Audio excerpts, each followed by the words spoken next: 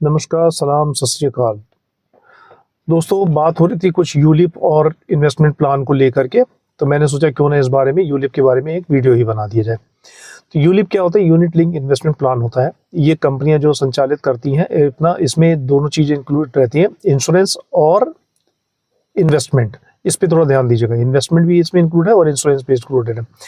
और ये जैसे म्यूचुअल फंड होते हैं, म्यूचुअल फंड में क्या होता है? सिर्फ इन्वेस्टमेंट होता है, और म्यूचुअल फंड में रेगुलेटरी अथॉरिटी है सेबी, जबकि यूलिप में जो रेगुलेटरी अथॉरिटी है वो insurance regulatory authority of India है, इरडाई।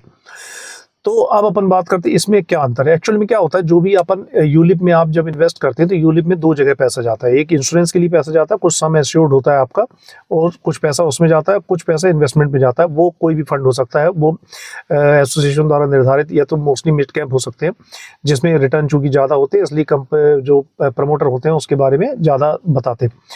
तो लेट्स से इसको मान के चला जाए कि यदि मिड कैप में इन्वेस्ट कर रही है और साथ में इंश्योरेंस भी दे रही है, तो इसमें यूलिप में क्या होता है कि चूंकि इन्वेस्टमेंट भी लिंक है और इन्वेस्टमेंट भी है और इंश्योरेंस भी है, तो इसमें जो एजेंट के जो चार्जेस वगैरह होते हैं वो पहले तो बहुत ज़्यादा थे, अब तो रेगुलेटरी अथॉरिटी ने बहुत सारा लिमिटेड कर दिया है। तो ये कहने का मतलब है कि उसमें चार्जेस होते हैं, और चार्जेस होने के कारण वो थोड़े से फंड, मतलब जितना पैसा आप देते हैं वो सारा का सारा फंड इन्वेस्ट नहीं होता, वो चार्जेस में कट जाता है। और चूंकि इंश्योरेंस में भी जाता है तो उसमें भी कटता है, तो आपका पूरा का पूरा पैसा इन्वेस्टमेंट में नहीं जाता।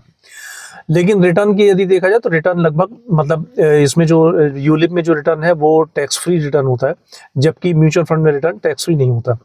अब अपन बात करते हैं कि म्यूचुअल फंड में क्या है। म्यूचुअल फंड में जो आपका जो कॉस्ट वगैरह होती है, ये इसके एक्सपेंस रेशियो जो होते हैं बहुत मिनिमम होते हैं, जैसे इंडेक्स फंड वगैरह में तो बहुत ही मिनिमम होते हैं।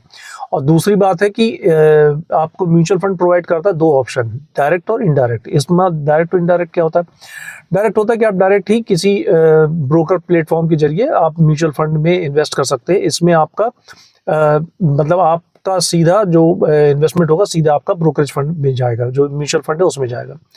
इनडायरेक्ट में क्या होता है? इनडायरेक्ट में होता है कि आप किसी एजेंट के थ्रू म्यूचुअल फंड में इन्वेस्ट कर सकते हैं। दोनों के प्लस माइनस है। मैं बात करता हूँ कि डायरेक्ट में क्या दिक्कत हो, डायरेक्ट में क्या अच्छा है और यूलिप से क्या संबंध है। तो यूलिप में जब आप जाते हैं तो किसी एजेंट के थ्रू जाते हैं, उसमें इंश्योरेंस भी होता है, उसमें इन्वेस्टमेंट भी होता है, तो उसमें स्वाभाविक रूप से एजेंट का कमीशन भी होगा। और यहाँ यदि म्यूचुअल फंड में आप डायरेक्ट जाते हैं तो यहाँ आपका जो एक्सपेंस रेशियो है बहुत ही कम है। तो ये शुरू में नहीं समझ में आता, लेकिन यदि एक्सपेंस रेशियो जो लास्ट में जब मैच्योरिटी टाइम में आपका 0.25% भी यदि डिफरेंस है तो वो आपके कैपिटल में बहुत ज़्यादा प्रभाव डालता है। तो इसमें आप क्या कर सकते हैं, जैसे यदि यूलिप लिया जाए कि म्यूचुअल फंड लिया जाए, इस सवाल का जवाब है जो मेरा मतलब एग्जैक्ट मेरा कहना है, मेरा मानना है कि आप म्यूचुअल फंड लीजिए, डायरेक्ट म्यूचुअल फंड लीजिए, और साथ में कोई इंश्योरेंस प्लान ले लीजिए। तो इंश्योरेंस प्लान लेने से आप जितने का इंश्योरेंस कवर आपको यूलिप में मिल रहा था, आप उतने का इंश्योरेंस कवर लीजिए और म्यूचुअल फंड में इन्वेस्ट करिए डायरेक्ट प्लान में।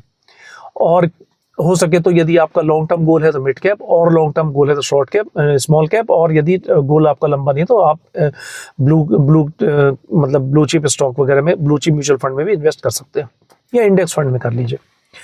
तो रिटर्न क्या आएगा? रिटर्न यदि जैसे मैंने देखा कि यदि 1 लाख रुपए आप 16% रिटर्न मान के चलते हैं, 1 लाख रुपए यदि आप जमा कर रहे हैं पर ईयर, तो 10 साल में आपका लगभग हो जाता है 25 लाख रुपए। वहीं यदि 5 लाख रुपए पर ईयर आप लेके चल रहे हैं, जमा कर रहे हैं म्यूचुअल फंड में, और सेम 16% रिटर्न मान के चला जाए तो 10 साल में वो करीब करीब 1.25 करोड़ का हो जाता है। तो आपका ये 1 लाख यदि जमा करें तो 25 लाख रुपए करीब बन जाता है, 25 लाख रुपए आपका फाइनल अमाउंट बन जाता है 10 साल में। यहाँ आपका इंश्योरेंस इंक्लूड नहीं है, तो आप उसके लिए अलग से इंश्योरेंस ले लीजिए। 20 से 30 हज़ार रुपये पर मंथ का इंश्योरेंस आ जाएगा, पर ईयर का, सॉरी 20 से 30 हज़ार रुपये पर ईयर का इंश्योरेंस आ जाएगा, सेम अमाउंट का लगभग आ जाएगा।